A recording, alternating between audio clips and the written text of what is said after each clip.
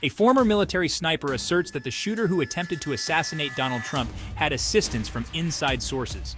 In an Instagram post on Sunday, retired sniper Dallas Alexander, who served with the Tier 1 Special Operations Unit JTF 2 inches and held the record for the longest confirmed sniper kill, shared his expert opinion that the shooter was permitted to take the shot.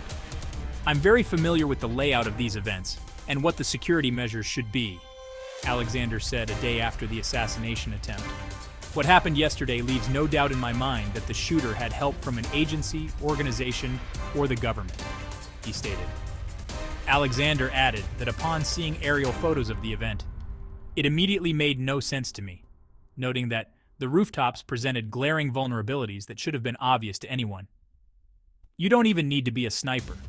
It's the most obvious thing, the most obvious place in the whole world," Alexander emphasized. "Even a 7th grader could figure it out.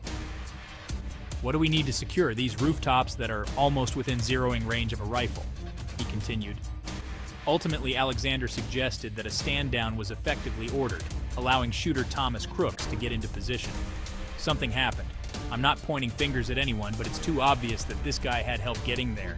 Whether someone turned a blind eye or it was strategically planned, events like that, security like that, it's not a small thing, and that is the most obvious place to be." Alexander also found it hard to believe that the shooter could get into position, target one of the hardest to stalk targets in the whole world, and still miss his shot. "You're not going to miss that shot. If you have the skill set to get in there, avoiding all these layers of security, then you will have the skill set to hit the target on the first round. It just doesn't make any sense. My opinion is, whether this comes out now or later, that this guy had help from somewhere," he concluded.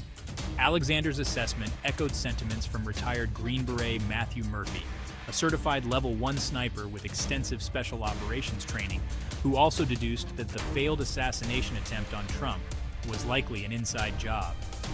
The analysis from these expert snipers coincides with U.S. Army veteran and House Representative Corey Mills, R-Flay, telling CNN on Tuesday that the numerous security lapses seem to point to an intentional effort to leave Trump vulnerable to gunfire.